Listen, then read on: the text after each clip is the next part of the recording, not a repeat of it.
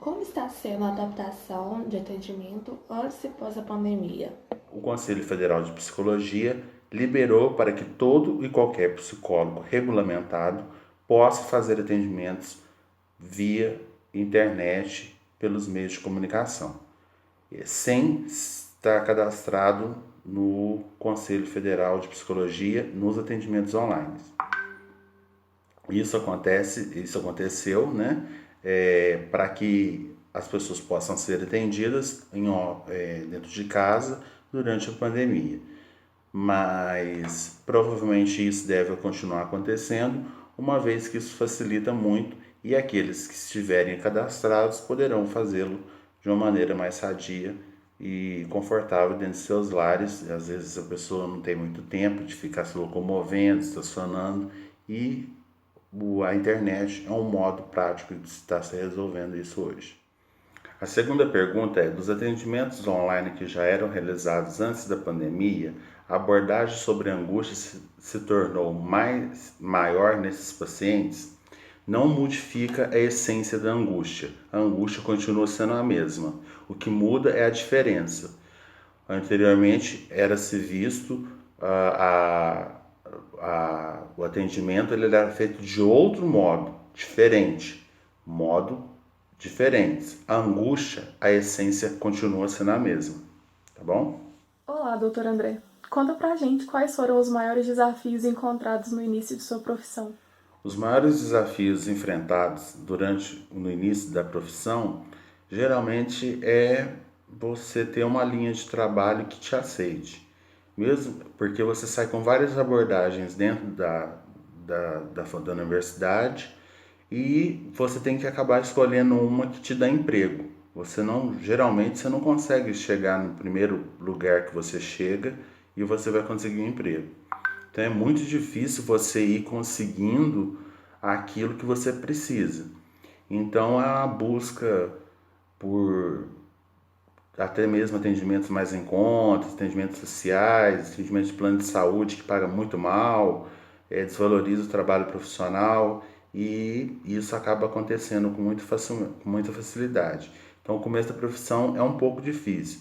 Mesmo que você esteja já dentro de estágio ou tenha algum renome, até você conseguir fazer sua clientela é um pouco difícil de trabalhar, tá bom? Como estão a taxa de atendimento de pessoas com ansiedade e depressão? Agora na pandemia subiu muito, principalmente a questão de ansiedade. Inclusive eu fiz um vídeo com o Fernando Rodrigues, tá lá no portal do Fernando Rodrigues, vocês podem acompanhar.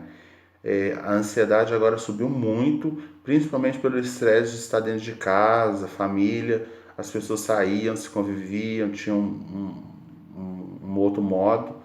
Mas agora já está voltando um pouco à normalidade, uma vez que as pessoas já estão saindo mais de casa e a pandemia está ficando mais branda. Uma outra pergunta aqui é: quando uma pessoa deve procurar ajuda? Sempre. Qualquer sintoma que a pessoa sinta de ansiedade, angústia, solidão, ela deve procurar, e principalmente agora que nós estamos no Setembro Amarelo, pessoas que se sintam isoladas, sozinhas, com vontade de suicidar ou já pensaram em suicidar, procurem ajuda de profissional. Não necessariamente precisa de ser um psicólogo. Pode ser um médico do seu PSF, o CAPS, CRAS, CAPS-AD, qualquer tipo de ajuda que você possa procurar. E também lembrando que existe o CVV, Centro de Valorização da Vida, 188, é gratuito 24 horas por dia, 7 dias por semana. Como escolheu sua linha de atuação?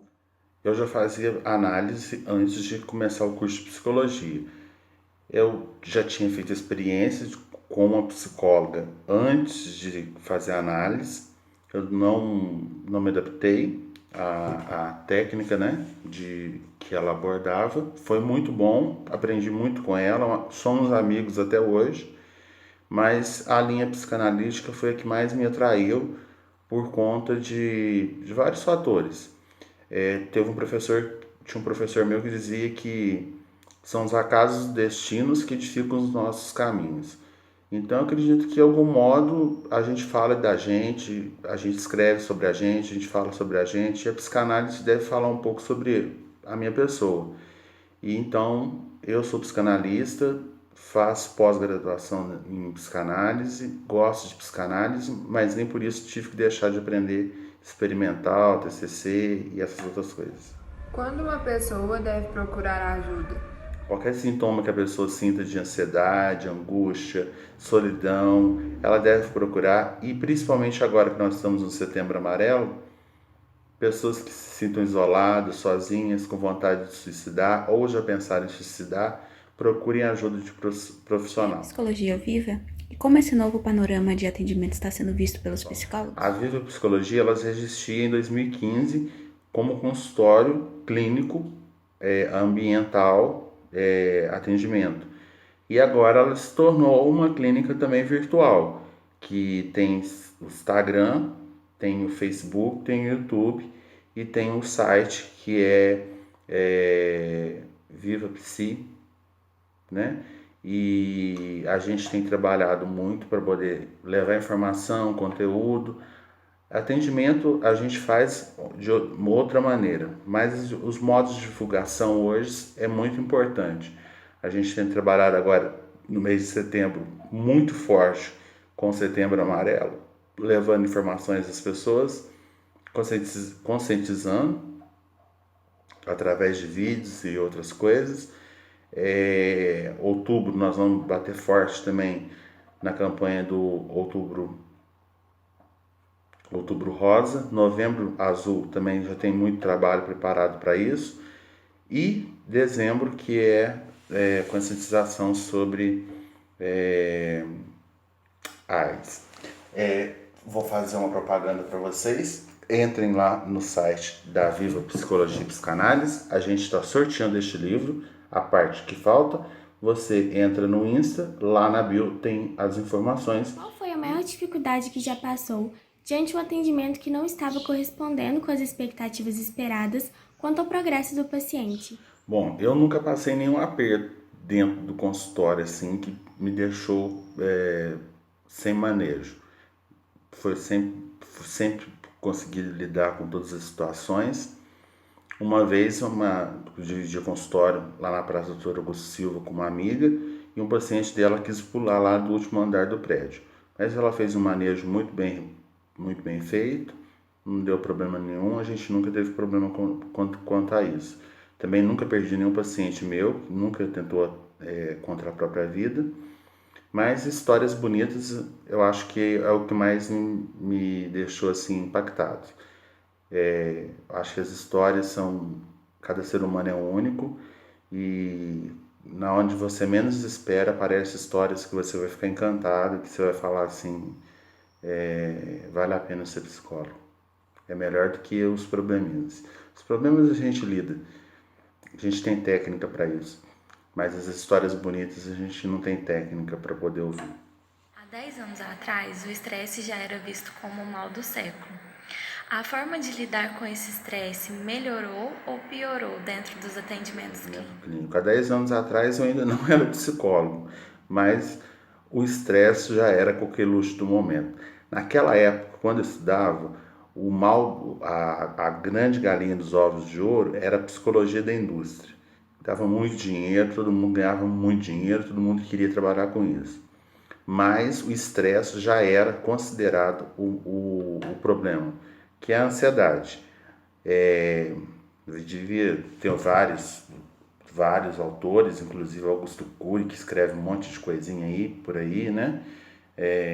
Respeito quem gosta de ler, mas não dou moral não. Mas ele já era o mal do século porque a tecnologia vem através do capitalismo. O capitalismo é o que impulsiona e as tecnologias de mídia. Celular é uma coisa que a gente não tinha há 20 anos atrás e que hoje a gente tem que lidar, e tem criança de 2, 3 anos que já tem celular na mão e você vai ter que aprender a manejar isso usando formas lúdicas para trabalhar com crianças no consultório e ele querendo o celular na mão. Essa é um pouco a diferença. Mas há 10 anos atrás já existia sim, mas ainda estava na graduação, eu não tinha graduado ainda. Eu vou fazer essa semana 8 anos de psicólogo. Como que a gente pode estar lidando com o estresse diário, principalmente nessa pandemia? Bom, se for pro psicólogo, é muito complicado, porque a gente tem, por exemplo, eu estudei para ser psicólogo, não estudei para poder ser youtuber, Facebook, Instagram. Isso aí é uma linha que a gente eu não aprendi na faculdade, estou aprendendo agora. Existem pessoas que eu contratei para poder me ajudar nisso, porque eu realmente estou gravando esses vídeos assim, passando muito aperto. O atendimento online é fácil porque você faz videochamada, não tem muita ocorrência. O estresse do dia a dia nosso é o mesmo. Tem que saber lidar, mas fazer manejo e ocupar o tempo. Eu tenho feito atendimento diário completamente, o tempo todo, pós-graduação, então praticamente não sobra tempo. Agora, as pessoas que estão em casa, que não tem o que fazer, é pegar livro, pegar série, pegar uma série na Netflix aí de sei lá, umas 10 temporadas, cata aí, vai embora, toca o velório, porque a gente não sabe quando é que vai acabar esse período chato aí da pandemia. Eu tive a oportunidade, compartilho com vocês, de poderem ler algumas coisas que eu não tinha lido antes, que eu não tinha tido a oportunidade de ler quando eu fazia faculdade de letras, que eu fiz letras na Federal de Lavras também. Eu li Crime e Castigo, do Dostoiévski, e agora eu estou lendo O Idiota. Muito bom. Qual a psicossomatização mais recorrente durante seu período profissional? Bom, eu já fazia análise antes de começar o curso de psicologia. Eu já tinha feito experiências com uma psicóloga antes de fazer análise. Eu não me adaptei à técnica, né, que ela abordava. Foi muito bom, aprendi muito com ela, somos amigos até hoje, mas a linha psicanalítica foi a que mais me atraiu por conta de vários fatores. Tinha um professor meu que dizia que são os acasos destinos que edificam os nossos caminhos.